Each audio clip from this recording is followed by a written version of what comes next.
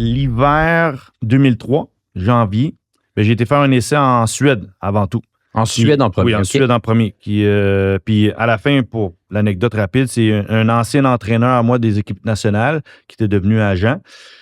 À travers un ami de mon père qui l'a appelé, c'est les coïncidences de la vie, là. Un ami de mon père qui a dit, bon, Patrice, il faut faire quelque chose pour lui, il ne peut pas rester ici, Et on reprend contact.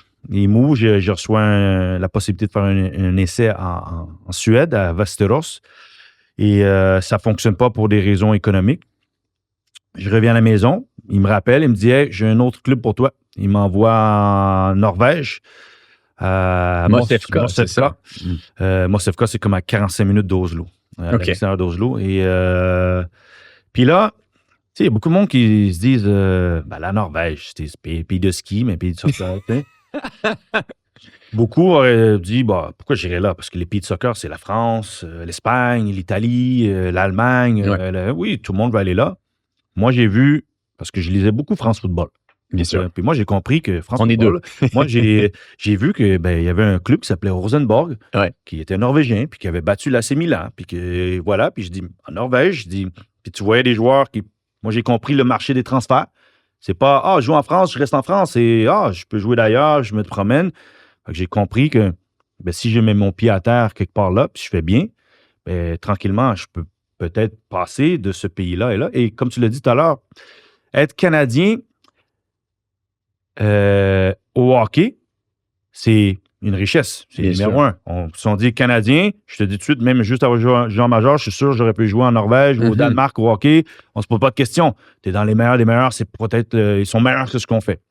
Mais au soccer, c'est l'opposé. Ouais. OK? On n'est pas brésilien, on n'est pas conseiller argentin. Sur la pile de passeports qu'il y a, nous, on est en bas, puis on ne regarde pas. OK? On nous regarde un peu plus depuis le 2022, mais avant, c'était vraiment... C'est le début, là. Est-ce que tu as des origines françaises? Est-ce que tu as des origines? Est-ce que tu as un autre passeport? Parce que c'est clairement pas ça qui t'avantage. Bien sûr.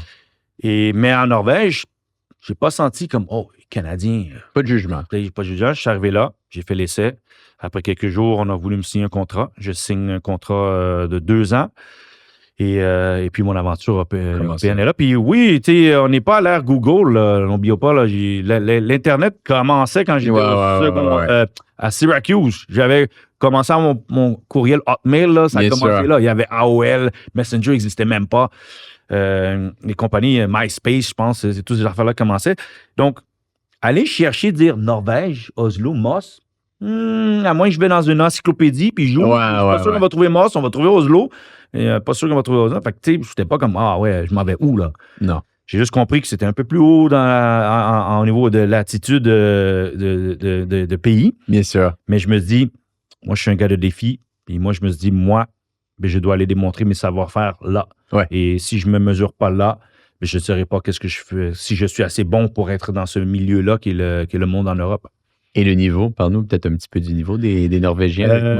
Tu sais, en parlant d'adaptation, c'est que tu arrives, puis n'oubliez pas, il n'y a pas de Google Translate là, non plus. Là. Maintenant, tout le monde, c'est facile. Maintenant, il y a même des oreillettes qui font que tu peux parler, puis tu parles ta langue, puis le monde te comprenne.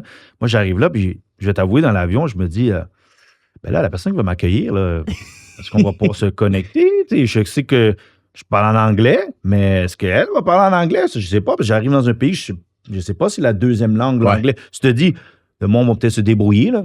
Mais j'arrive, finalement, la personne, il parle quand même assez bien anglais, on se débrouille.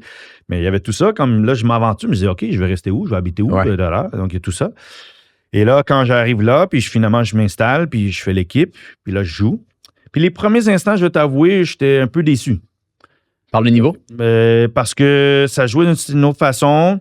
Puis je me dis, mais écoute, j'ai joué à l'Impact, puis tout le monde peut dénigrer le soccer en Amérique du Nord.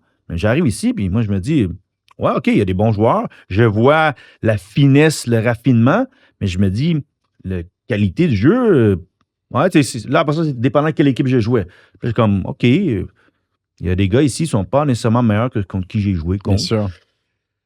Mais il fallait quand même s'ajuster. La partie qu'il fallait s'ajuster, c'est que le côté européen, moi, j'appelle ça, c'est jouer aux échecs, puis jouer aux dames. En anglais, ça passe mieux parce que c'est checkers. Les échecs en Europe, dames au Canada? Ouais, c'est que là, les coachs me font comprendre, ils disent, Patrice, ouais, c'est bien, tu as beaucoup d'énergie, tout ça, mais surtout mon deuxième coach suédois en Norvège, il m'a expliqué, il m'a dit, quand tu pars ici, ben, tu laisses un trou. Fait que si tu pars un peu partout, ben là, on est exposé, nous. Il a commencé à me faire comprendre comme là, nous, on attend. On n'ouvre pas la porte. C'est à eux de tracer puis d'essayer de passer à travers la porte.